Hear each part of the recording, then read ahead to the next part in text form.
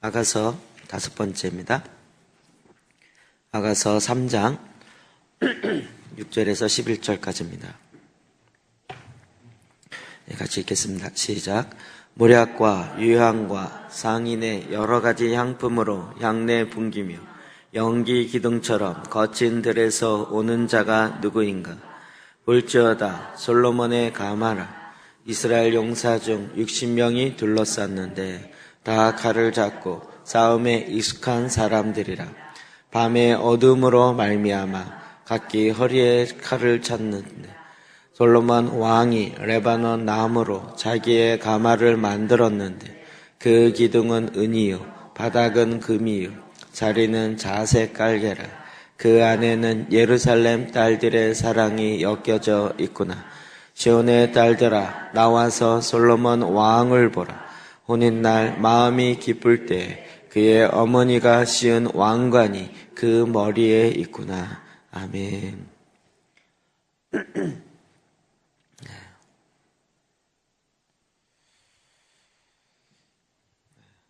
목회자 1박 2일 월화 갔다 와서 목이 좀 잠겨버렸는데 이해해 주시기 바랍니다.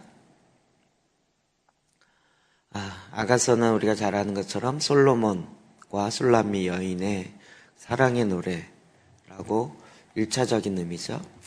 그러나 이것은 신랑 되시는 예수님, 솔로몬이 상징하는 것은 예수님을 상징하는 거죠. 또 술람미 여인이 상징하는 것은 그의 교회되어진 몸된 교회.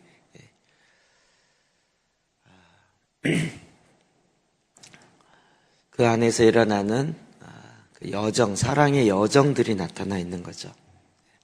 자, 이제 하나씩 봅시다. 6절입니다. 6절 시작. 모략과 유향의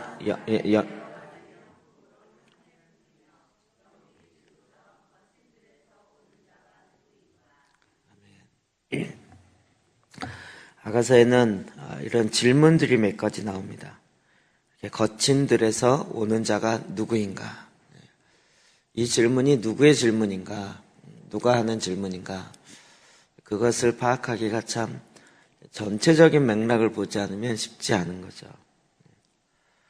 아가서 3장 6절에 또 6장 10절에 8장 5절에 세 번의 질문이 나타납니다. 어떻게 보면 아주 굉장히 중요한 포인트를 딱 집어주는 질문이기도 한데요. 그래서 우리가 이 질문이 결국 성령님의 질문이다. 성령님이 정말 성령님께서 우리에게 알려주시고자 하는 성령님의 사역의 가장 큰 건 뭐죠? 신약 성경에서 보면 진리의 영으로 우리를 진리로 인도하는 거죠. 그 진리는 무엇입니까? 예수님이죠. 진리 그러면 자꾸 도 생각하지 마십시오. 어렸을 땐 그렇게 생각했었기 때문에 그래요. 진리 그러면 어떤 무슨 학문적 진리라든지 이런 거 자꾸 생각나는데 예수님이 내가 곧 길이요 진리요 생명이다. 그러니까 성령님의 가장 큰 역할은 예수 그리스도를 드러내는 거예요. 예수 그리스도께 우리를 인도하는 거고요. 신랑 되시는 그 예수님께 신부되어진 교회를 준비시키고 그에게 중매하며 그에게 인도하는 거예요.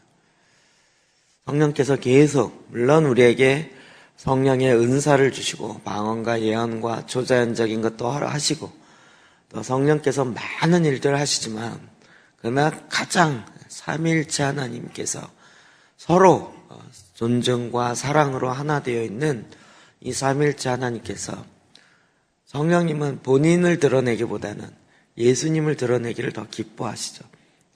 그것 때문에 시기하거나 질투하거나 삼위 하나님이 서로 싸우질 않으세요. 지금 계속 예수 그리스도를 소개하고 그의 신랑 되시는 그가 누구인가 이렇게 소개하고 있는 것입니다. 여기에 보면 모략과 유향과 상인의 여러 가지 향품, 그러니까 결국은 세 가지죠. 모략, 유황, 향품. 모략, 유향, 향품. 어디서 좀 듣던 얘기 같지 않습니까? 어디서 들었죠? 그렇죠. 동방 박사 갖고 온 게 모략과 유황과 황금. 네. 그러니까 모략과 유황은 같죠. 맞나요? 황금 맞나요? 갑자기 헷갈리지? 금인가요? 갑자기 생각이 안 나. 하여튼 어쨌든 앞에 두 개가 같은 거예요. 모략과 유향. 모략은 우리가 성경에 좀 여러 번 나와서, 모략은 어디에 쓰는 거죠? 예수님이 십자가에 죽기 전에 원래 시신에 바르는 그런 향품이죠. 지금 모략은 뭘 상징한다라는 거 금방 알 수 있죠. 우리는 조금 이제는 이런 어떤 물건들이나 이런 것들이 뭘 의미하는지를 좀 금방 캐치해야 되죠. 모략을 풍기면서, 모략의 향을 풍기면서 연기 기둥처럼 거친 들에서 오는 자 누군가. 모략의 향을 풍겨요. 뭘까요? 그쵸? 그건 죽음의 향기잖아요.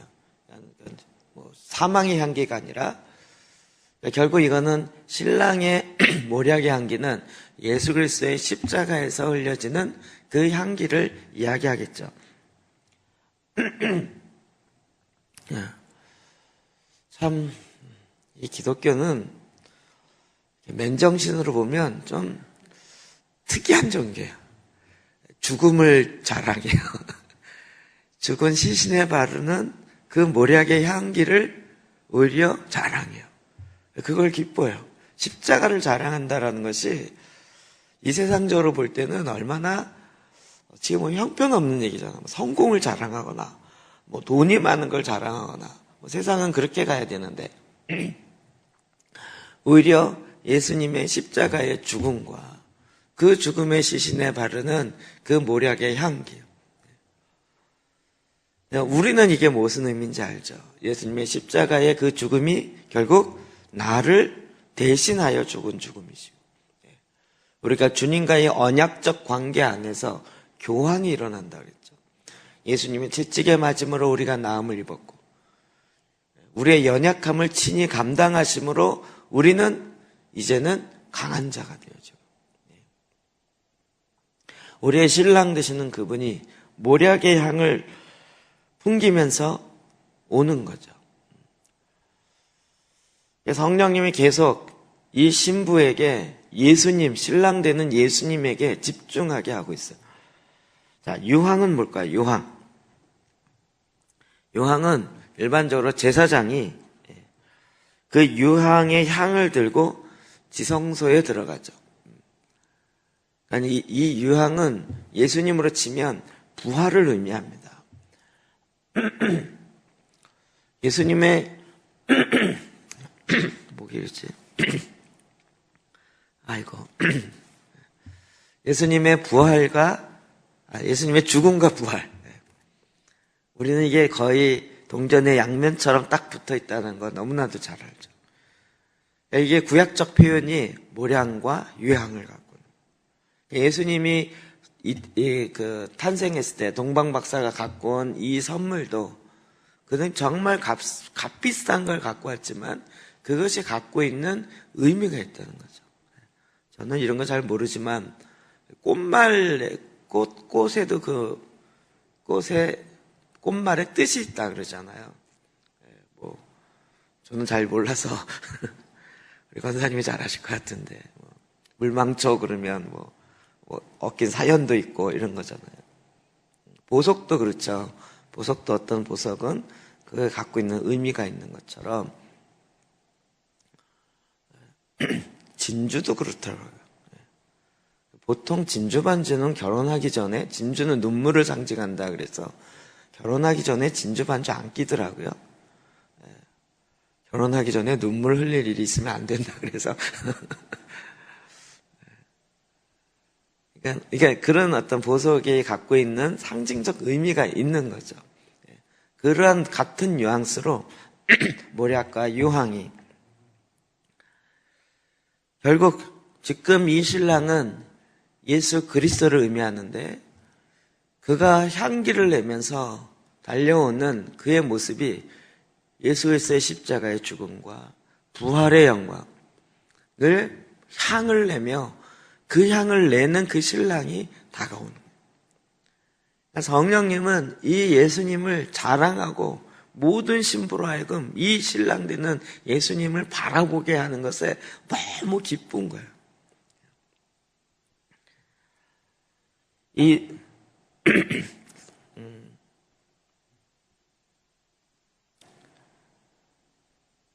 보통 이 향품은 상인의 향기라고 되어 있는데 이건 헌신을 담은 향품이다라는 의미를 갖고 있어요.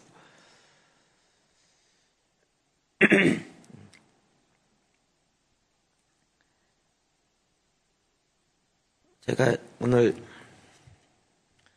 아가서는 해석을 잘 하려면 여러 성경을 봐야 돼요. 그래서 메시지 성경으로도 보고 저는 하여튼 성경 버전을 여러 개를 봐요. 그 다음에 제가 한번 우리 시편에 누구더라 이 사람 시몬즈 시편 브라이언 시몬즈 그분이 쓴 게 이제 시편하고 잠언하고 아가서도 나왔는데 아가서 몇 장 안 됐는데 한 권으로 나왔어요. 8,000원이나 받아요. 여기에는 이 연기 기둥을 품으며를 메시지 성경에는 먼지 구름을 일으키며 이렇게 얘기했어요. 느낌이 참 달라요. 연기의 기둥처럼 인데요. 연기가 막 일어나는데 기둥처럼 막 일어나는 거죠. 그런데 이 메시지 성경에는 먼지 구름을 일으킨다는 거예요. 막 마차를 타고 오니까 그 구름이 일어나는 그걸 하는데 이 데이비드 시몬스는 뭐라 그러냐면 영광의 구름 기둥 가운데 광야로부터 올라오는 사람도 느낌이 확 다르죠. 영광의 구름 가운데. 그러니까 사실 이제 마차가 막 오기 때문에 연기가 일어나고 있다. 막 먼지 구름이 일어난다. 이런 현상을 그냥 얘기하려는 것이 아니라 그 의미가 무엇인가 하는 거잖아요. 그러니까 결국 그 신랑이 오는 그 모습이 너무 영광스러운 그 모습을 보면서 그걸 표현하고 있는 거죠. 연기 구름처럼 거친 들에서 오는 자가 누구? 영광의 구름을 일으키면서 오는 자가 누군데 그분이 어디서 와요? 거친 들에서 와요. 이게 참 예수님이 결국 공생애를 시작할 때 제일 첫 번째 했던 게 뭐죠? 세례를 받자마자 성령이 충만하여서 광야에 가시는 거죠. 성령에 이끌려 광야에 가셔서 40일 동안 금식하시고 그리고 마귀의 시험을 받는 거예요. 어찌 보면 그것을 통과하는 테스트예요. 거친 들에서 광야에서 온다는 거예요. 광야로부터 올라온다. 근데 이게 성경이 갖고 있는 광야의 의미가 예수님이 거기 광야에서 40일 동안 있었죠. 이스라엘 백성이 출애굽해서 40년 동안 광야에 있었죠. 왜 40년이었죠? 정탐꾼이 가나안 땅을 정탐할 때 며칠 동안 정탐했죠? 예? 40일 아니에요? 제 기억은 40일인데. 그렇죠? 그래서 그것을 갑자기 제가 확인하고 알려드릴게요.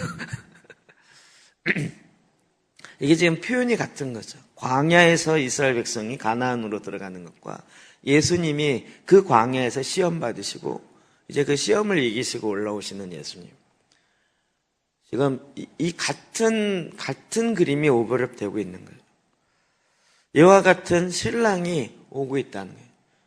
근데 지금 신부들을 그쪽으로 계속 집중시키는 거예요. 관심을. 자, 요한계시록 15장 8절 볼까요? 시작. 하나님의 영광과 능력으로 말미암아 성전에 연기가 가득하며 일곱 천사의 일곱 재앙이 마치기까지는 성전에 늘이 들어갈 자가 없더라. 아멘. 하나님의 영광과 능력으로 말미암아 성전에 연기가 가득하다. 이게 무슨 의미일까요? 성전에 불 나갖고 연기가 가득 차 이런 거 아니겠죠? 성전에 연기가 왜 가득해요? 하나님의 임재의 구름이죠. 하나님의 임재요. 하나님이 그 성전 가운데 가득한 거예요. 그런데 그 가득한 하나님의 임재가 뭘로 표현돼요? 하나님의 영광과 능력으로 말미암아 임재가 가득한. 성전에 예수 그리스도의 임재가 가득하다라는 얘기는 결국 교회된 우리 안에 뭐가 가득해야 돼요? 예수 그리스도의 말씀으로 가득 차고 하나님의 임재로 가득 차고 다 같이 연결되는 거죠. 그래서 7 천사의 7 재앙이 마치기까지는 성전에 능히 들어갈 자가 없다. 하나님은 지금 결국은 하나님의 성전 회복하기를 원하죠. 제가 오늘도 시편을 보면서 지성소를 얘기할 때 하나님이 꼭 그 앞에 다 이렇게 붙이는 수식어가 있더라고요. 내가 거기서 너와 만날 지성소. 이렇게 꼭 수식어가 붙더라고요. 주님은 우리랑 만나기 원하시는데 그 장소를 지정하시는 거예요. 내가 너와 만나서 얘기할 바로 그 시은소. 속죄소. 주님은 지금 성막을 왜 만들었어요? 우리랑 만나고자. 우리가 예수 그리스도를 믿으며 교회를 다녀요. 왜 다녀요?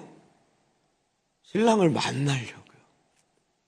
종교행위 하려고 하는 게 아니라 그분을 만나고 그분과 교제하고 예수님을 믿는다. 그것이 예수님이 행하셨던 교리적 무슨 메시지를 믿는 게 아니라 주님 그분과 인격적인 신뢰의 관계로 들어간다는 거죠.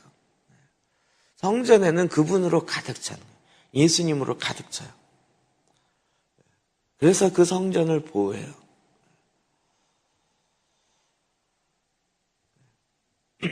주님께서는 이런 그림을 갖고 계세요.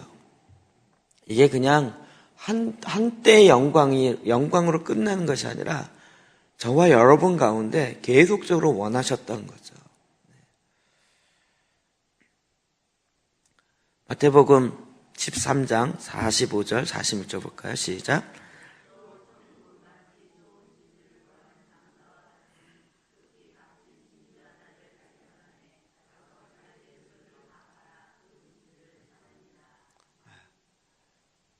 하나님의 나라.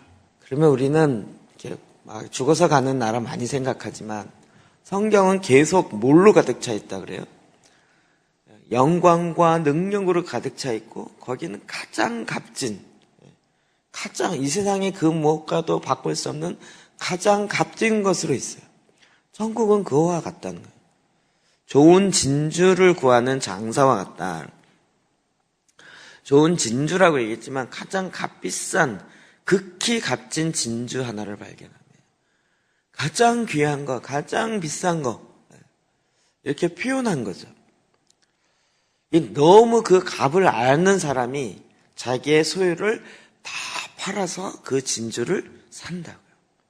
천국은 마치 이와 같다. 이 천국에 대한 비유를 이렇게 이제 그 의미를 알면 알수록 마음속에 더 깊이 오는 것 같아요. 우리 천국을 자꾸 들어간다 이랬잖아요. 들어간다. 성경의 비유 보면 들어간다라는 표현만 있진 않죠. 또 뭐가 있죠? 천국은 어떤 자가 차지한다고요? 침노하는 자가 차지한다.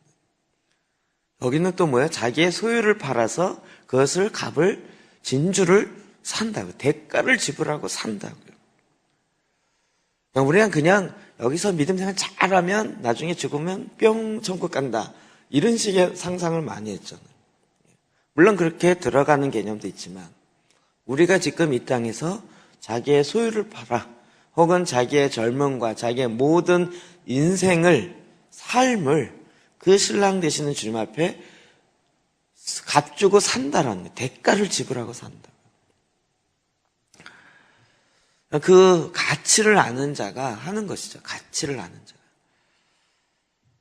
로마서 8장 31절 32절 볼까요? 시작. 그런즉 이 일에 대하여 우리가 무슨 말을 하리요? 만일 하나님이 우리를 위하시면 누가 우리를 대적하리요?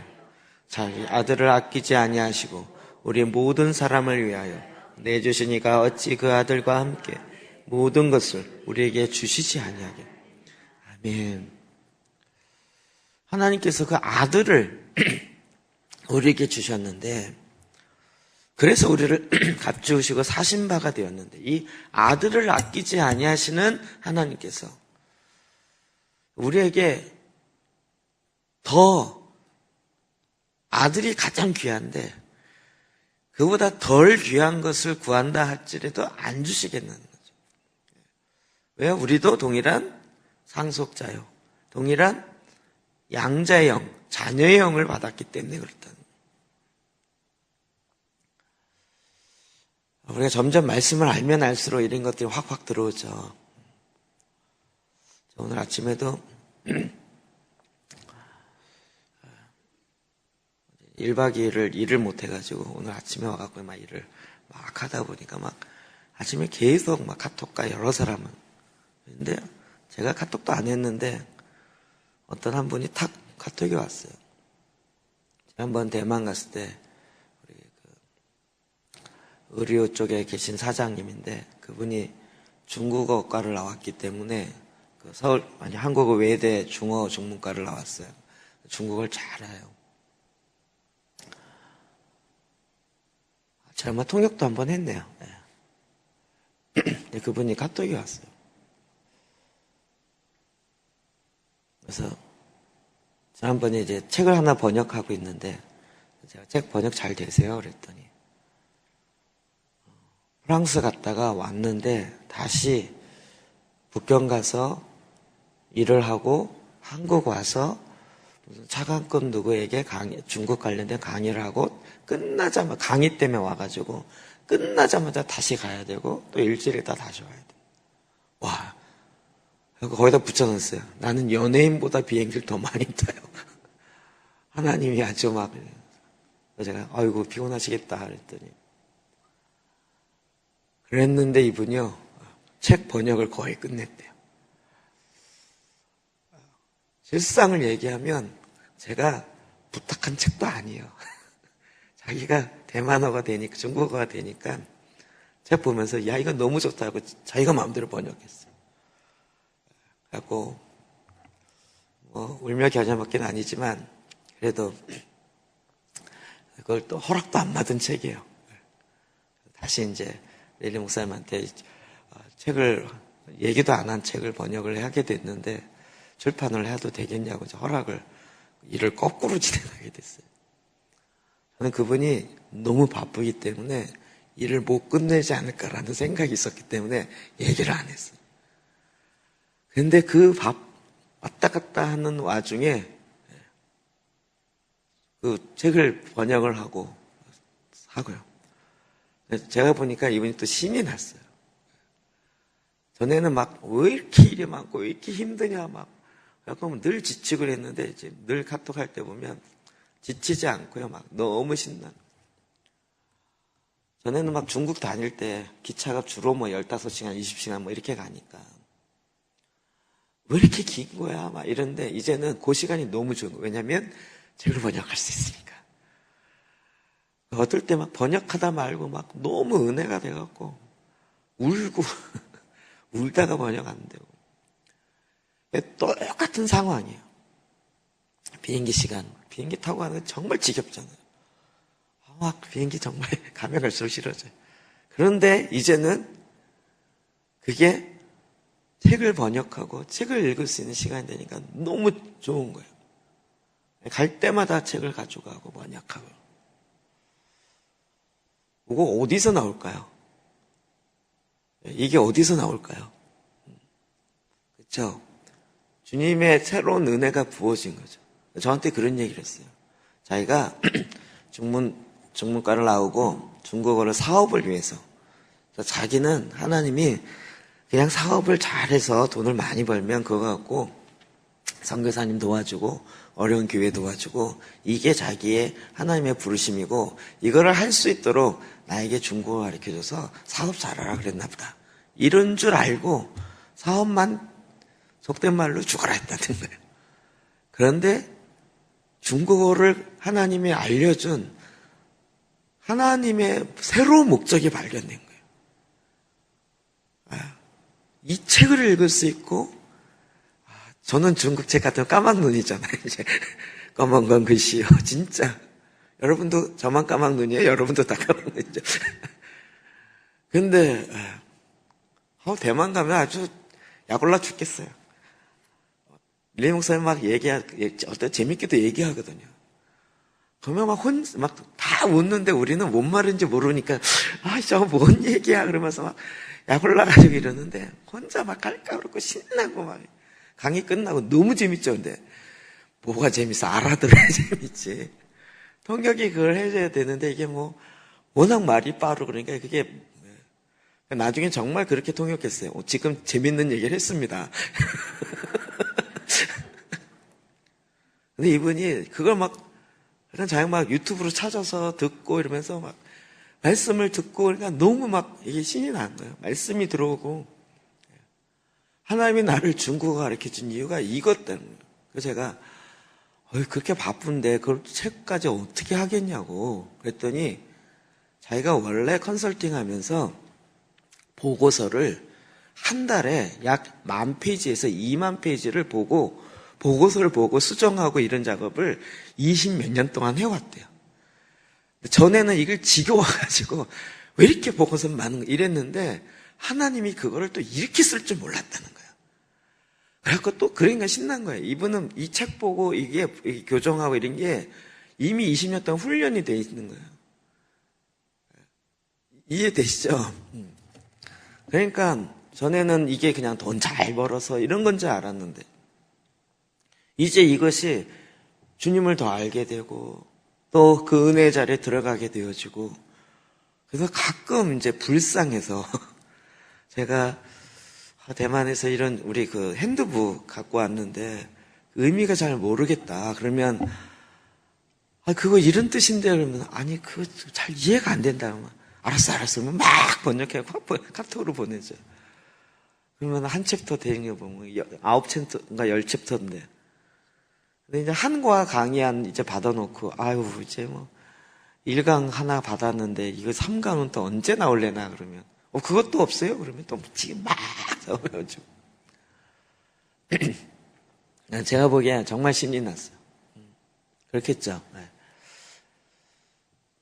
주님의 말씀을 깨닫고, 주님을 발견하면서, 물론 그 전에도 많은 은혜가 있었지만, 신랑 되신 예수 그리스도를 알고 그 주님 앞에 깊이 나가며 나갈수록 우리 안에 새로운 힘이 솟아요.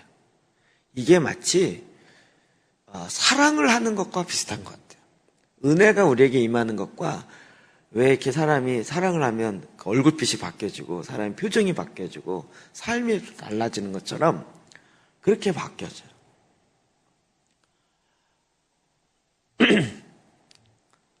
그래서 제가 너무 미안하고 근데 사실 이렇게 책 번역하면 번역료도 줘야 되고 그래야 되잖아요. 근데 이거 제가 번역료를 어떻게 드릴까 그러면 아니라고. 자기가 사업을 하기 때문에 오히려 자기가 돈을 드려야 되는데 번역료를 내가 받다니 있을 수 없고 이거는 나의 기쁨이고 즐거움입니다. 이러면서 답이 딱 와요.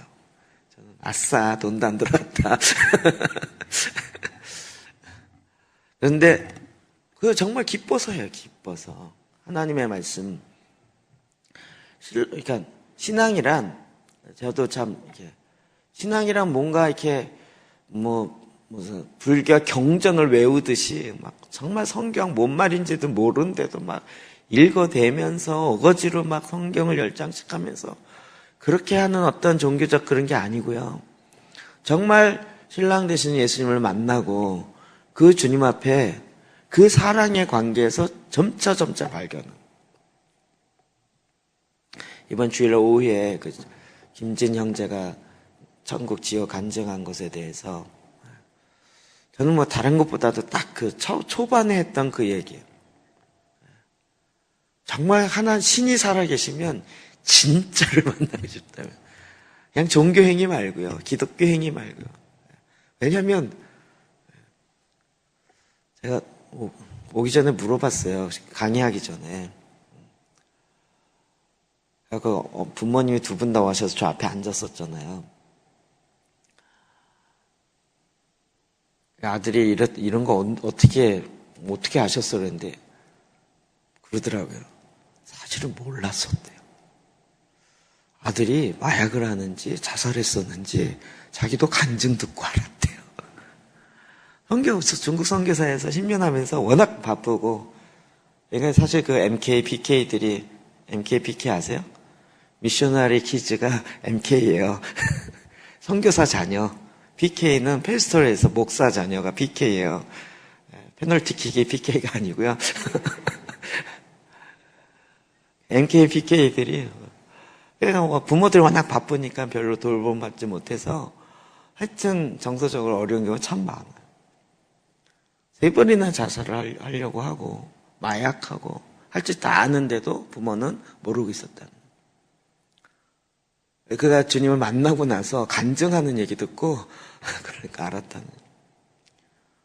근데 정말 무슨 신학을 했어요. 교리를 공부했어요.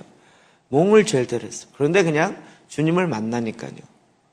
주님을 만나니까 완전히 삶이 확 바뀌어지고 삶의 이유와 목적과 이게 모든 게 다 바뀌어져요. 신앙은 결국 그거 아니겠어요? 주님을 만나고. 주님을 어떻게 만나요? 말씀을 통해 만나고 성령님을 통해 만나고 또 물론 초자연적으로도 만날 수 있죠. 초자연적으로도요. 그러나 그렇게 초자연적인 것만 있지 아니하고 이 세상에 로마서에 보면 이 피조물 가운데 하나님을 알 수 있는 그런 것들을 다 만들어 놓으신 거예요. 그 원리들을. 그래서 우리로 하여금 핑계치 못하게 하신 거죠. 계속 성령님은 그 주님 앞에 신랑이 신부들이 집중하게 하는 거예요. 저 오는 신랑을 봐라. 그 영광의 구름과 함께 정말 십자가의 죽음과 부활의 영광과 승천의 향품과 헌신과 이런 것으로 오는 그 신랑 되시는 예수님을 봐라. 이렇게 이야기하는 거예요. 이건 지금도 우리 마찬가지인 것 같아요. 물론 교회는 머리 대신 예수 그리스도의 몸인 교회입니다. 그렇기 때문에 교회가 예수님의 모습을 명령을 받아서 그대로 표현해내는, 살아내는 이것이 있어야 되는 게 마땅하죠. 그런데 표현도 그렇지만 머리의 명령과 상관없이 움직이는 몸 있을 수 없는데 현실적으로 또 있잖아요. 그 표현이 그런데 교회가 머리 대신 예수님의 명령과 말씀과 상관없이 어느 순간부터 몸이 자기 마음대로 움직이기 시작하는. 제가 보기에 교회에 집중하게 되면 그런 현상이 일어날 수도 있겠다라는 생각이 들어요. 처음엔 그렇게 시작 안 해요. 교회는 예수 그리스도의 머리 된 예수님의 몸이요. 교회는 천국의 그림자요. 교회는 이 땅에 하나님의 나라를 이루는 전척이지요. 이러면서 교회의 본질과 원래 의미, 원래 목적을 이야기하죠. 그런데 그것을 위해 자꾸 가다 보면 초점이 싹 바뀌기 시작해요. 그러다 어느 시점 되면 교회를 자랑해야 되고 교회를 드러내야 되고 그러니까 이제 불신자들에게 전도할 때 목사님 자랑, 교회 자랑을 하라고 이야기하고 그러다 보니까 어느 순간 예수님이 있어야 할 자리에 교회가 있거나 목사님이 있거나 이렇게 되어지면서 약간 순서가 바뀌는 거예요. 그러면 점차 거리가 생기기 시작합니다. 처음 시작은 저도 분명히 그렇게 시작하지 않았을 거라고 봐요. 근데 이제 점차 가면서 거리가 멀어지는 거예요. 근데 지금 성령님은 계속 우리로 하여금 예수님께 집중하게 하죠. 신앙도 마찬가지죠. 더 주님께 집중해야 됩니다. 자, 그가 이제 오면서 그 모습이 점점 더 확연해지는데 7절, 8절입니다. 시작. 볼저다 솔로몬의 가마로 이스라엘 용사 중 60명이 둘러싸는.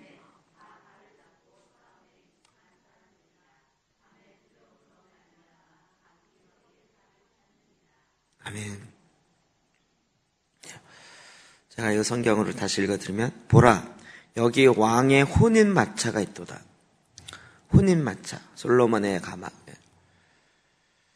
두 사람의 자리는 60명의 용사들이 둘렀는데 그들은 이스라엘 군대 중 가장 강한 자들이라. 마치 경호하는 기둥과도 같구나. 그들은 천사와 같은 용사들로서 검을 차고는 왕과 그의 약혼녀를 밤의 위험으로부터 보호하기 위해 곁에 서 있도다. 솔로몬의 가마를 딱 오는데 그 가마에는 누가 타요? 둘이 타요. 솔로몬이 타고 그 다음에 누가 타야 될까요? 술라미 여인이 타는, 왕비가 타는 거죠. 결국 이건 뭘 얘기해요? 예수님이 타고 그의 교회가 타는 거죠. 몸된 교회가. 그런데 이것을 보호해요. 이스라엘 용사 중에 60명이 둘러쌌는데 60명이라는 숫자가 갖고 있는 의미가 있죠. 성막의 기둥이 몇 개일까요? 성막의 기둥이요. 60이요. 성막 바깥쪽에 세마포로 쌓는 그 기둥이요. 여러분 지금 성소 들어가 보니까 중고등부실 그렇게 해보니까 느낌이 좀 오죠. 그룹 천사들이 그 5m 되어지는 벽도 그룹 천사들이 문양이 있고 원래 지붕에도 마지막 천을 덮잖아요. 첫 번째가 천인데 거기에 그룹 천사의 문양이 적혀 있죠. 그래서 그 성소 안으로 들어가면 사방이 다 천사고 천장도 천사고 그렇게 해서 다 딱 보호하게 돼 있죠. 이 그림과 너무 같죠. 네, 그렇죠. 그 안에 누굴 보호해요? 말씀을 보호하고 성령님이라시. 그리고 그 안에 누가 있어요? 성도가 향을 올리잖아요. 중고등부실에 보면 금향로는 없어요. 왜 없을까요? 제가 만들지 말자 그랬어요. 처음에 그 가운데다 이렇게 한다 그래서. 왜 없을까요? 거기서 앉아서 기도하고 있는 그 사람이 금향로인 거예요. 의미가 너무 좋아. 금향로. 앉아서 딱 기도하면 지금 이 기도를 누가 싸고 있어요? 그룹 천사들이 싸고 있어요. 이 그림과 너무 같지 않아요, 지금? 솔로몬의 가마, 혼인잔치의 가마를 갖고 오는데 그걸 60명의 이스라엘의 최고의 용병들. 여러분, 용병이라는 단어, 여기 다 칼을 잡고 싸움에 익숙한 사람이라. 용병이라고 하는 이유는요, 조금 달라요. 군인들은 보통 징집돼서 가잖아요. 국방의 의무 때문에 2년, 3년을 징집돼서 가죠. 근데 용병은 뭐예요? 자기가 자원해서 원래 싸움을 잘하는 자고 자기가 자원해서 가는 사람들이에요. 어떻게 보면 싸움꾼이에요. 싸움을 위해서 태어난 이런 자들이 자기의 목숨을 내어놓고 보호하는 그런 60명의 사람들. 그들이 보호하고 있어요. 누구를요? 가마를. 의미를 보면 누구일까요? 예수님과 교회를. 그렇죠? 그 교회가 누구예요? 나를요. 주님이 보호하시고 싶을까요? 안 하고 싶을까요? 그렇죠? 이게 어떤 교회인데요? 피로 값주시고 사신 교회고 하나님이 창세전부터 갖고 있는 원형의 그림인데 그것이 완성이 어디서 이루어져요? 여기서부터 내 마음에서부터 이루어지기 시작하는데 그것을 보호하시려고 주님이 얼마나 노력하시겠네요. 에베소 1장 20절 21절 시작. 그의 능력이 그리스도 안에서 역사하사 죽은 자들 가운데서 다시 살리시고 하늘에서 자기의 오른편에 앉히사 모든 통치와 권세와 능력과 주권과 이 세상뿐 아니라 오는 세상에 일컫는 모든 이름 위에 뛰어나게 하시고 누구를요? 우리를. 누구를요? 교회를요. 교회가 다 다스려야 된다. 중세처럼 이런 차원의 이야기가 아닌 거예요. 그러니까 정말 우리가 생각하는 그냥 교회 다닌다 이런 의미의 교회와는 성경에서 얘기하는 교회의 의미는 천지차이인 거예요. 이 책 제목이에요. 교회는 당신이 생각하는 것보다 훨씬 큽니다. 존 패트릭스인가 그 사람이 쓴 책이라면. 우리가 생각하면 뭐 좋은 교회 다니고 뭐 힘든 교회 다니고 이런 개념이 아니에요. 교회는 정말 하늘에 있는 하나님의 지혜를 이 세상에 알리는, 그리고 이 세상에 하나님의 능력, 그러니까 지금 60명의 용병들이 보호하고 있는 거죠. 천군과 천사들. 하나님이 저와 여러분을 진짜로 그렇게 보호하시기 원하시고 실제로 보호하세요. 유다서 1장, 유다서는 한 장밖에 없기 때문에 유다서 24절이야. 시작. 능히 너희를 보호하사 거침이 없게 하시고 너희로 그 영광 앞에 흠이 없이 기쁨으로 서게 하시리. 우리를 보호하시고 거침이 없게 하시고 그 영광 앞에 흠이 없게 기쁨으로 서게, 그렇게 하실 그분. 정말 우리를요 너무나도 보호하시겠죠. 실제로 이게 그러니까 우리의 신랑 되신 예수님이 우리를 보호하기 위해서요, 성령님도 그렇고요, 예수님도 그렇고요, 얼마나 이 일을 하시겠냐고요.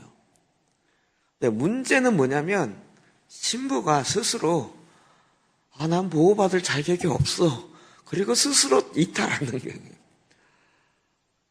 막 가마를 하고 막 60명의 용병들이 보호하고 있는데 신부가 저는 자격이 없어요, 죄송하지만 못하겠어요. 그러면 아니야, 내가 너 그걸 위해서 대신 십자가에 죽고 부활 승천하고 내가 너를 위해서 이걸 했어. 근데 제가 자격이 없어서 안 돼요. 이러면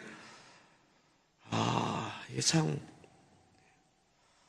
정말 말을 물가까지는 끌고 갈 수 있지만 그걸 먹는 건, 물을 마셔야 되는 건 그 말이 스스로 마셔야지 그걸 어떻게 입을 벌렸고 물을 집어넣을 수 있는 게 아니잖아요.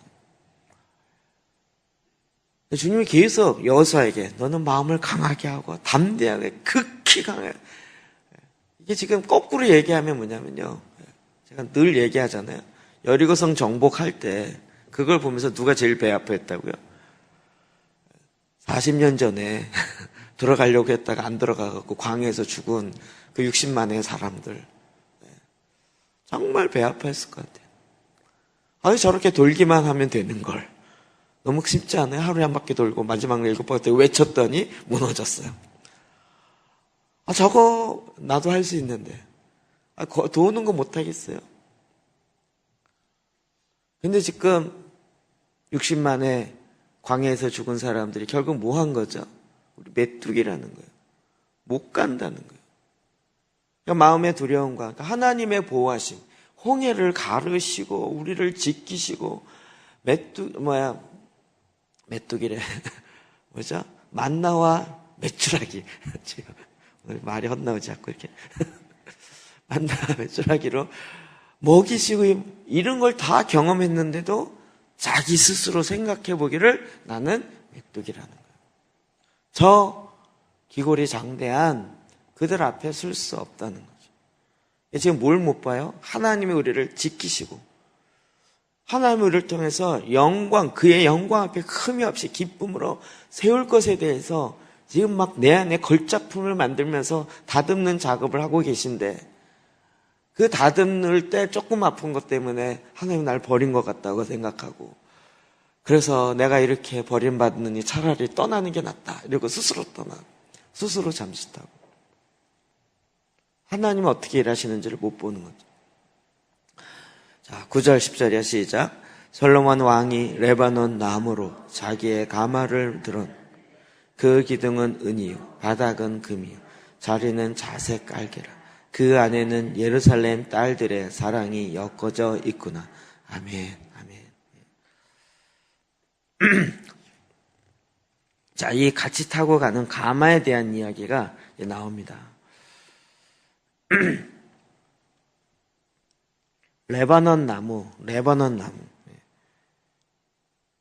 여기는 왕은 바로 이 속죄소를 스스로 마련하였으니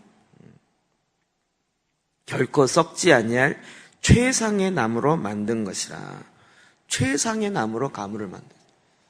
또 다른 데 보면 이 레바논 나무를 보통 이제 삼나무라 그래요. 삼나무.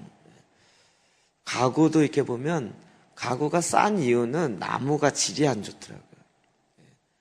그래서 오래 가는 가구 이런 것들은 나무에 단단하고 이렇게 변형이 없는 그런 나무를 비싸게 치는 거죠. 자기의 가마를 만들어 가장 최상의 나무로 가마를 만들었어요. 여러분 이 솔로몬 성전도 레바논 나무로 쓰는 거죠. 하나님의 거룩한 성전을 최상으로 만드는 거죠. 그러니까 교회를 최고로 이 얘기가 아니고요. 하나님께서 지금 저와 여러분을 최고로 만들어 가세요. 우리는 요만큼 했으면 됐어요. 지금 쫓아오기도 헉헉거렸는데 너무 높은 걸 제시하지 마세요. 우리 자꾸 그러잖아요. 제가 우리 그때 최원 집사님이 그 얘기를 듣고 제가 얼마나 지금도 생각나요. 저희 교회 온 지 얼마 안 돼서 물었대요, 성도들한테. 이 교회 어때요? 그랬더니 누가 얘기했는지 모르겠지만 어떤 분이 이렇게 대답했대요.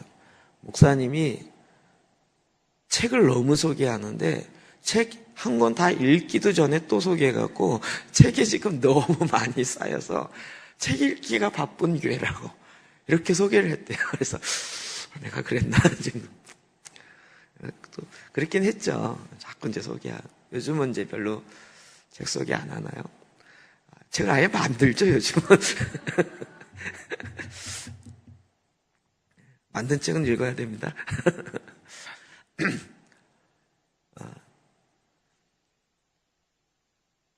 어찌 보면 그러니까 지금 우리 리더들도 자꾸 얘기하는 게 목사님 리더들도 쫓아가기 헉헉거리는데 이제 교회 오시는 분은 얼마나 힘들겠냐고요. 그렇게 말씀하시지만 그렇다고 제가 또 포기는 안 하죠. 주님의 마음하고 비슷하지 않을까? 제가 포기 안 하는 게 아니고요. 예수님이 포기를 안 하시는 거예요. 신랑이 너 그 정도 깨끗하면 돼. 한 50% 깨끗했으니까 만족이야. 됐어. 너 그 정도만 그렇게 하겠냐고요. 네. 아예 신부를 100% 깨끗하게 하시겠죠. 제가 이걸 얘기할 때마다 건강을 비유로 많이 설명하잖아요. 우리 건강이 50%만 건강하면 되나요? 이빨이 24개인가요? 26개가 있으니까 반 12개만 있으면 되나요? 손가락이 10개나 있으니까 한 2-3개 없고 8개 갖고도 충분하나요? 아니죠. 100% 건강하는 것, 상태로 살길 원하는 거예요. 우리 혈관이 이렇게 많으니까 몇 개는 막혀도 괜찮아요. 아니죠. 막히면 난리가 나는 거죠. 하나님 우리를 100% 건강하게, 100% 온전하게. 그러니까 신부되어진 교회도 100% 온전하길 원하는 거예요. 그러니까 내가 온전하면 너희도 온전하라. 우리 이 얘기 앞에 늘 허걱거리잖아요. 우리가 하나님의 온전하심처럼 어떻게 온전해질 수 있냐. 아니 기준이 너무 높잖아요. 그런데 그게 어떤 방법이요? 우리의 방법은 안 되지만 주님의 방법으로는 가능한 거죠. 근데 주님의 방법은 무엇이에요? 십자가의 방법이고 보혈의 방법이고 내가 내 방법으로 죄를 살 수는 없잖아요. 그러나 우리가 주님을 의지해서 보혈의 능력으로 자꾸 갈 때마다 주님이 일하십니다. 제가 지난번 릴리 목사 하도 이야기를 많이 해서 영상을 만들어야 되겠다 해서 지금 작업을 이제 준비를 합니다. 이번에 이제 희망찬 교회 목사님 교회 영상을 찍고 이번에 일방 모임에 보여줬어요. 이분이 너무 신이 났어요. 그래서 저희가 DK 프로덕션을 만들어서 첫 번째 그 시사회를 했어요. 근데 그 중에 한 분이 리더 그 양 집사님이라고 그분이 변화됐는데 저도 몇 번 이야기는 들어서 그분의 간증이 있으면 보내달라는데 딴 분의 간증을 보냈어요. 거기다 못 넣었거든요. 나중에 그분이 간증한 게 있다 그러면서 자기 자기 아이패드를 갖고 와서 보여주더라고요. 깜짝 놀랐어요. 그분이 성경을 보는데 성경책이 이따만한 거예요. 이거 왜 커요? 그랬더니 사실은 초등학교를 못 나와서 글을 못 읽었대요. 글을 못 읽었대요. 그런데 성경을 읽기가 너무 힘든 거예요. 게다가 성경을 10장씩 읽으려니까 그렇지 않아도 글 때문에 컴플렉스 있으신 분이 이게 생각이 나네. 지난번에 제가 전에 있을 때 신방을 갔는데 이분이 이제 너무 주님을 알고 싶고 정말 말씀으로 살고 싶어요. 그래갖고 제가 그러면 이렇게 하면 됩니다. 그래서 성경을 이렇게 이야기를 해드렸어요. 그런데 다음 주부터 안 나와요. 근데 그분이 왜 그러냐면 그분이 글을 모르셔가지고 성경을 읽거나 성경을 공부하는 교회를 가게 되면 자기의 컴플렉스가 드러나니까 이게 너무 창피해서 못 가시는 거예요. 정말 글을 모를 때 갖는 컴플렉스가 모르기 때문에 갑갑하는 건 둘째치고 그걸로 말미암은 이 컴플렉스는 너무 클 거 아니에요. 이분이 건 60 다 되셨는데 글을 몰라가고 그런데 성경을 읽기 시작하는데요. 성경 읽다가 글을 깨우치신 거예요. 그리고 지금 그 교회에서 유일하게 제사상 기도를 인도하시는 유일한 리더예요.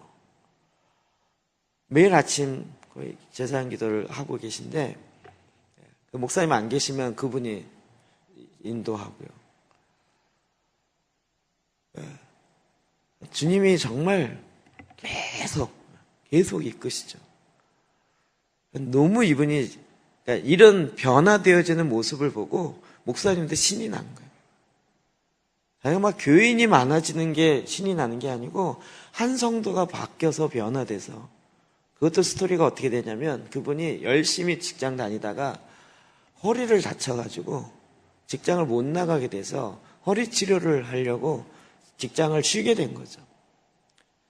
쉬니까 거기 이제 한의원 다니면서 허리 치료하면서 할 일이 없잖아요. 목사님이 집에 있으면 뭐 하냐고 병원 우리 가까우니까 병원 들렸다 교회 와서 나랑 같이 기도하자 말씀 갖고 기도하자고 이래갖고 두 분이 6개월인가 기도하면서 이게 되기 시작한 거예요. 하나님이요 우리를 지키시고 보호하시며 가마에 태워서 하나님께서 그냥 두시겠냐고요. 그 기둥은 은이요 바닥은 금이요 자리는 자색 깔개라. 그 안에는 예루살렘 딸들의 사랑이 엮여져 있구나. 주님을 향한 그 사랑이 엮여져 있어요. 이제는 이게 명확하게 좀 이해가 돼요. 우리가 글을 모르는 것에서 지금은 굉장히 그게 수치일지 모르지만 1세기는 어땠을까요? 글을 아는 사람이 몇 명 있었을까요? 여러분 마을에 하나 있을까 말까요? 우리 옛날 얘기 자꾸 했잖아요.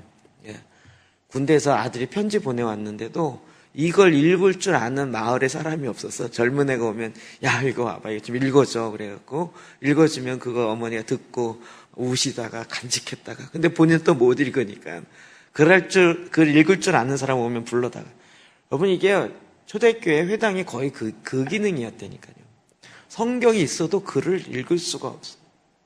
오직 들을 수 있는 건 회당에서 랍비가 그 성경을 읽어줘야 성경 자체도 필사 성경이 그렇게 쉽게 갖고 있을 수 있는 분위기가 아니고요. 비싸고. 그런데 그렇게 해서 들어서 외우는 그 말씀 갖고 사는데 너무나도 주님을 사랑하면서 살아요. 그러니까 글을 몰라요. 그런데 교회에서 들었던 그 한 구절, 두 구절 그걸 듣다가 또 까먹기도 해서 잘 못 듣기도 하지만 잘 틀린 것도 있지만 제가 윈 형제 간증한 게 생각나는데요. 어머니가 윈 형제 하늘에 속한 사람 막 이렇게 말씀을 가르쳐주고 그러는 거예요. 근데 막 성경을 줄줄줄 암송해서 이야기하니까. 가정교회 리더인데, 엄마가. 그래서 자기는 그거 들으면서 이제 성경을 알면서 왔는데, 자기가 정말 성경책을 딱 가지고 성경책을 읽어보면서 했더니 엄마가 가르친 게 많이 틀리대요. 성경을 구전으로 듣고 막 성경 못 갖게 하니까. 그래서 그 들은 얘기를 갖고 하다 보니까 이게 많이 틀린 거예요. 이제 자기가 막 넣고. 그런데도 그걸 가지고 목숨을 갖고 살아. 그런데 신학 박사고 성경에서 막 해박하고 막 그런데 하나님을 향한 사랑과 주님의 사랑으로 가지 못해요. 왜 그런지 알겠죠? 많이 알아서 아는 것이 힘이다. 아니요. 여호와를 가까이 하는 게 힘이에요. 아는 것이 힘이 아니고요. 예. 여호와를 경외하기 위해서 교육이 아는 것이 오는 것이, 아는 것이 교만이 돼버리는 순간부터 교육은 잘못 간 거죠. 목적이 바뀌어버린 거죠. 그러니까 정말 그 사랑의 마음이 잡혀 있을 때 한 구절만 알고 있는데도 그것으로 평생 살면서 주님을 사랑하는 그 마음으로 가는 거예요. 근데 여러분, 제가 깜짝 놀랐어요. 독일에서는요, 목사 안수를 하면 독일에는 국가에서 목사님 월급을 사례를 주거든요. 공무원으로. 국가 시스템으로 그렇게 돼 있어요. 그래서 유명한 그 저자들이요, 목사가 아니에요. 제가 굉장히 좋아하는 그 NCD의 하우츠 슈바르츠. 그분이 정말 나오는 책은요, 정말 너무 대단하거든요. 근데 목사가 아니에요. 근데 어떻게 하냐 돼요? 그러니까 국가 고시를 봐야 돼요. 우리나라는 노회사는 강도사 고시를 봐요. 총회사는 강도사 고시를 봐야 하는데 거기는 국가가 시험을 봐요. 근데 시험 과목이 뭐냐면 성경을 다 외워야 돼요. 다 외워야 목사가 될 수 있어요. 독일에서 목사 안수를 받는다는 건 진짜 성경을 다 외워야 돼요. 자기 다 못 외워갖고 목사가 못 되겠다는 거예요. 근데 거기에 목사 안수를 받아요. 성경을 다 외워서 목사 안수를 받아요. 그런데 자유주의 신앙. 그런데 성경이 다 하나님의 말씀이 아니고 하나님의 말씀도 있고 이렇게 얘기합니다. 다 외우면 뭐하냐고요. 주님을 향한 사랑도 없고 그 사랑으로 엮여져 있지도 않는데,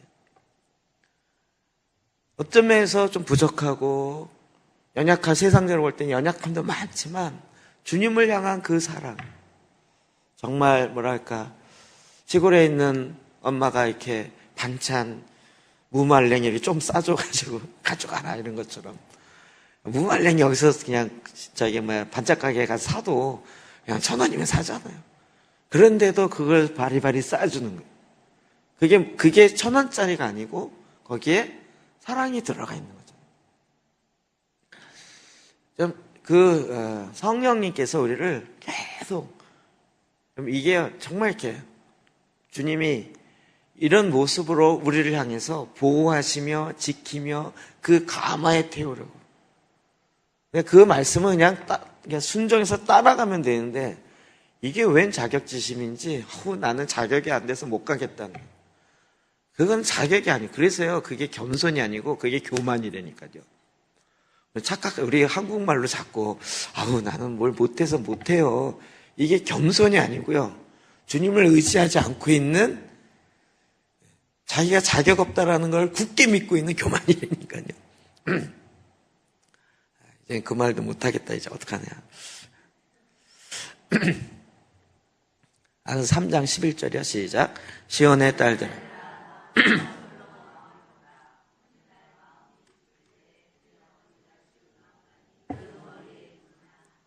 아멘. 시온의 딸들아, 나와서 솔로몬 왕을 보라. 뭘 보라는 거예요? 신랑 되시는 예수 그리스도를 보라는 거예요.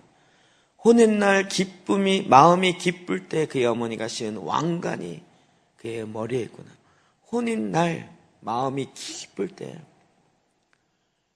정말 가장 기쁜 혼인잔치요. 그때 그 신랑이 가장 기쁜 그때, 성경 혼인잔치에 대한 얘기가 쭉 나오죠. 히브리서 12장 2절이요. 시작. 믿음의 주여 또 온전하게 하신 이인 예수를 바라보자. 그는 그 앞에 있는 기쁨을 위하여 십자가를 참으사 부끄러움을 개의치 아니하시더니 하나님 보좌 우편에 앉으셨느니. 아멘. 저희 김진 형제 초청하기 전에 이 형제가 간증한 영상이 없어가지고 어떡할까 그러다가 그게 목사님 아버지 설교를 좀 듣자 이래갖고 유튜브에 찾던 한두 개 있더라고요.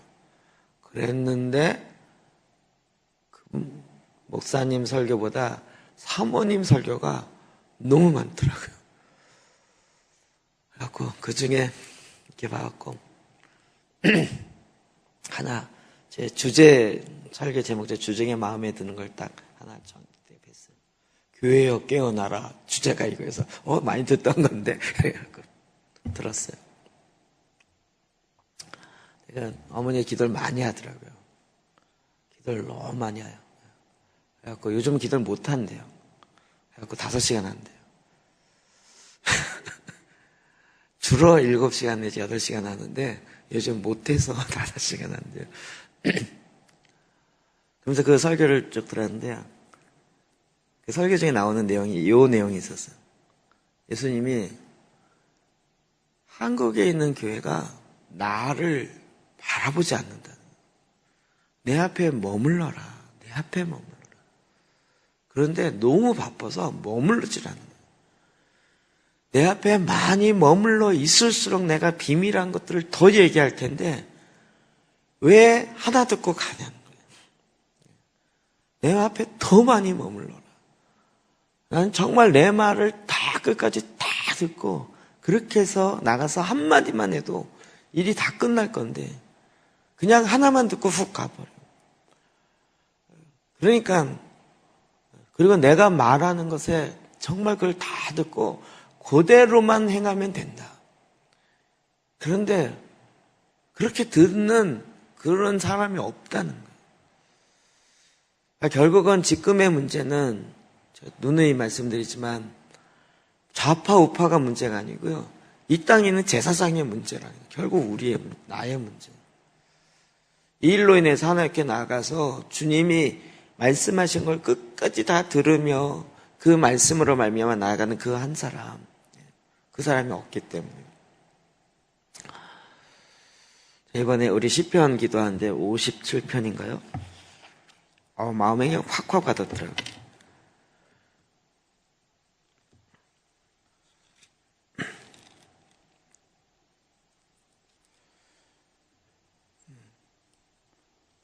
그가 하늘에서 보내사 나를 삼키려는 자의 비방에서 나를 구원하실지라. 하나님이 그의 인자와 진리로 보내셨더라. 내 영혼이 사자들 가운데 살며 내가 불사는 자들 중에 누웠으나 곧 사람의 아들 중에라. 그들의 이는 창과 화살이요 그들의 혀는 날카로운 칼이로다. 계속 나오는 이야기요. 그 전 얘기네.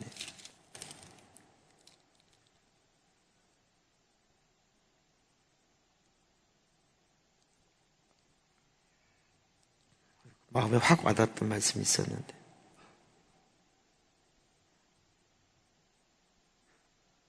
그들은 입에서 독을 나오고요. 독사요.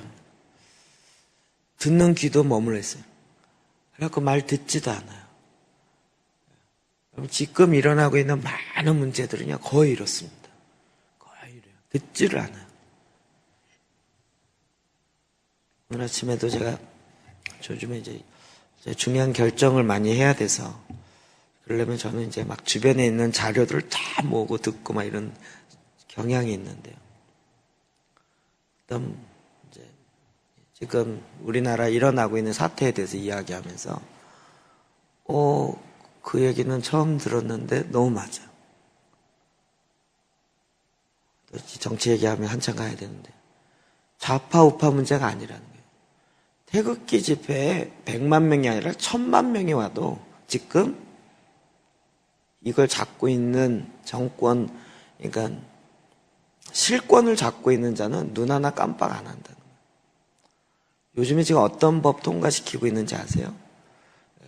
기업을 못하게 하는, 기업은 다 죄인이라고 보고 기업을 못하게 하는 신경제 질서라 그러면서 그 법을 만들어 입법해서 지금 통과시켜 가고 있어요.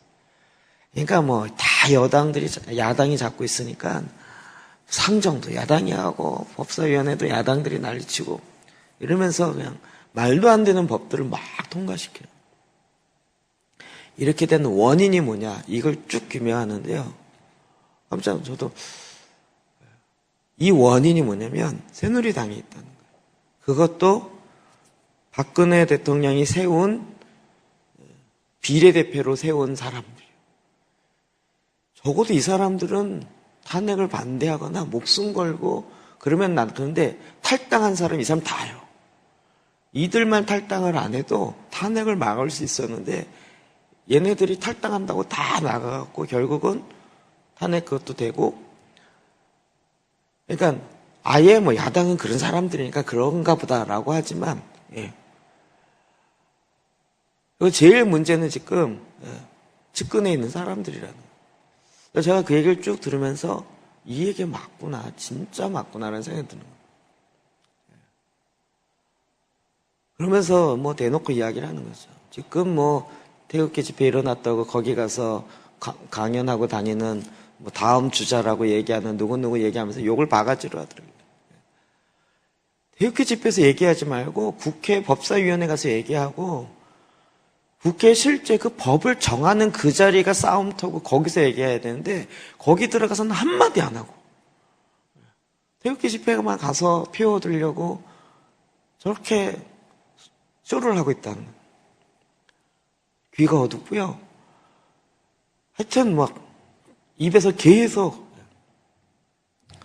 정말 이게 지금 현장에서 일어나는 전쟁과 같은 싸움에서는요 성경에 있는 대로 정말 일어나더라고요. 근데 주님은 그런 가운데서 계속 하나님의 사람들을 특히 교회를 지키시고 보호하시는 거예요. 그러니까 이게 지금 우파 좌파의 문제가 아니고 교회의 문제라니까요. 교회가 일어나야 되는데 못 일어나요. 제가 전에도 얘기했죠. 이런 상황이면 웬만하면 대형교회들이 나와서 했는데 지금 대형교회가 못 나와요. 여러분 아는 대형교회 얘기해 보세요. 여의도 순복음교회 지금 계속 문제가 돼서 뭐 재판 나오고 난리죠.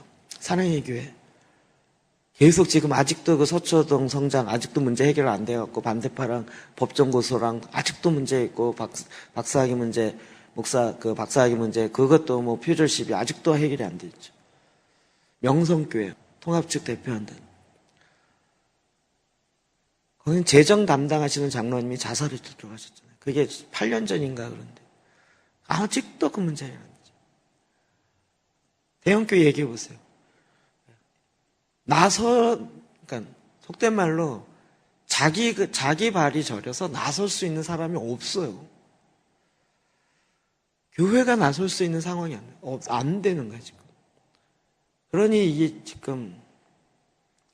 이게 나라의 문제는 결국 교회의 문제인 거예요. 저의 문제이고 우리의 문제인 거죠. 아름다운 혼인의 잔치의 비유를 풀어야 되는데 우리나라 상황이 워낙 이렇다 보니까요.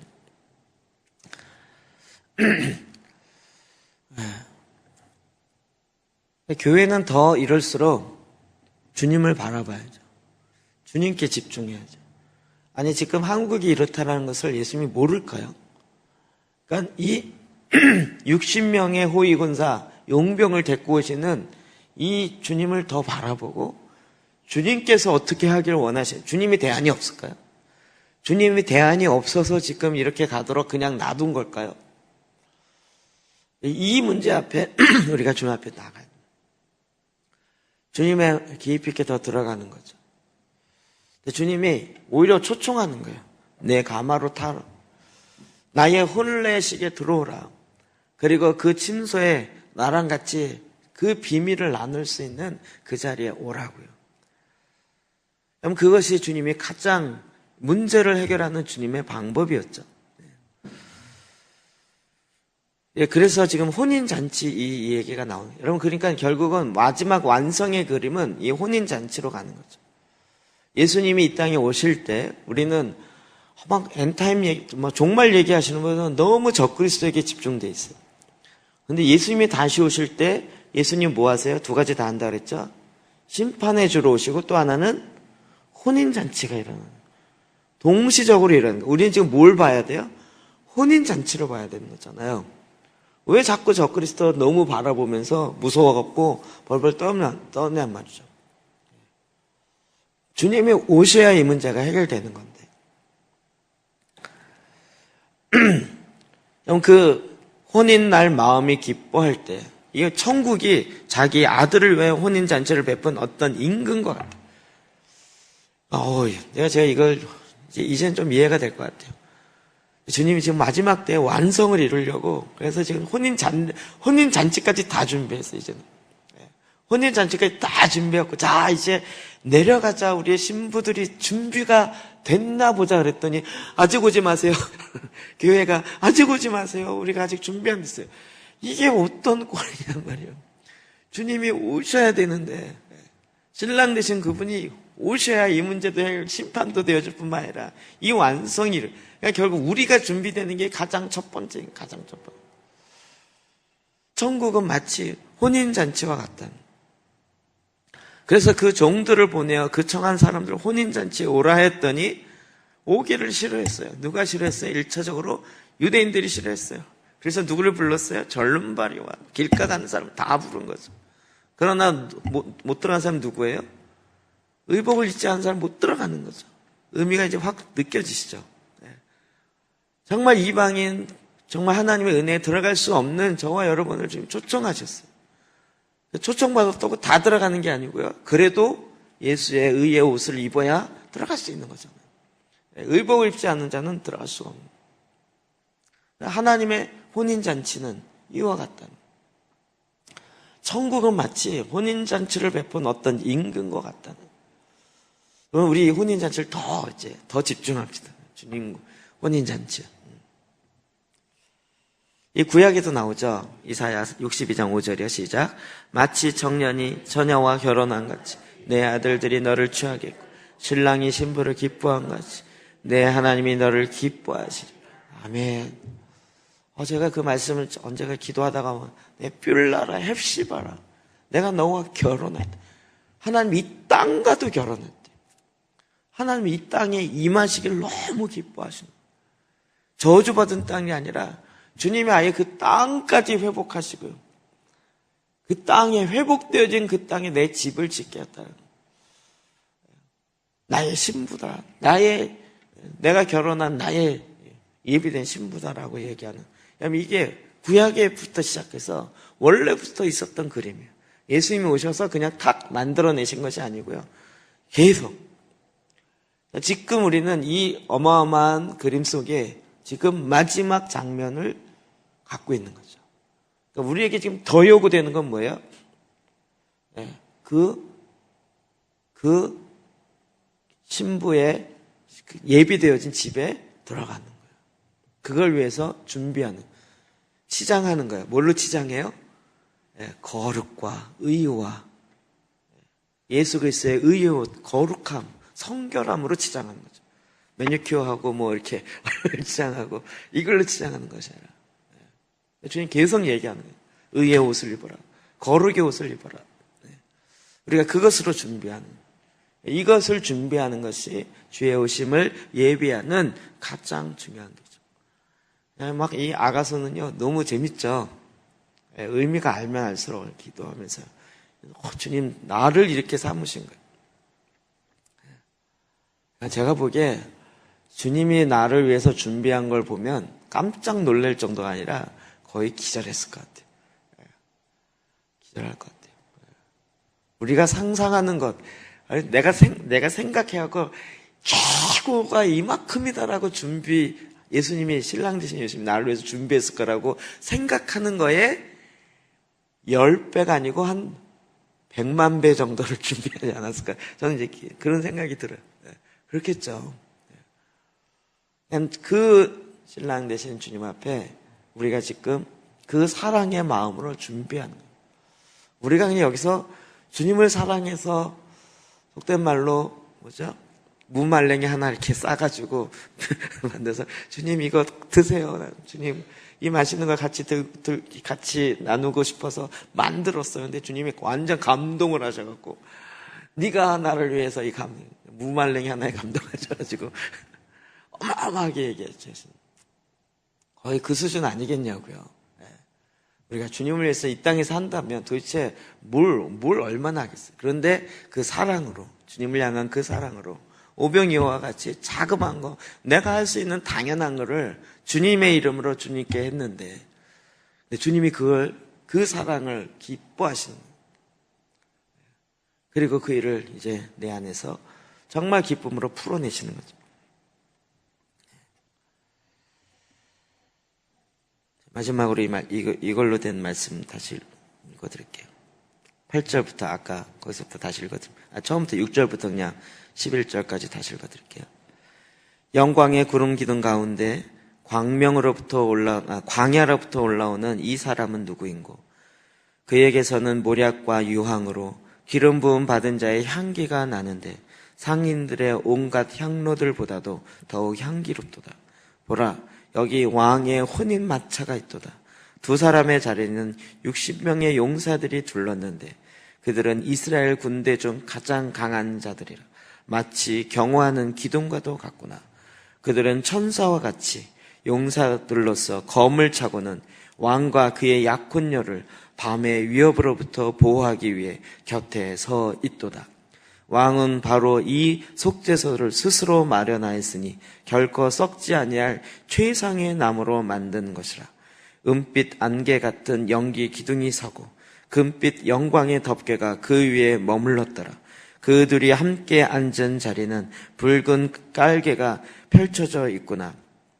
사랑과 자비가 이 마차를 덮고 있으니 그의 성막의 보좌를 감싸고 있도다. 왕이 직접 그것을 만들었으니 그의 신부가 될 자를 위함이라.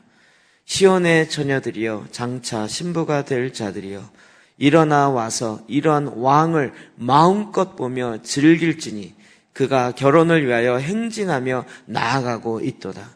이 날은 말할 수 없는 기쁨으로 충만한 날이니 그의 거룩한 즐거움의 날이로다. 아멘.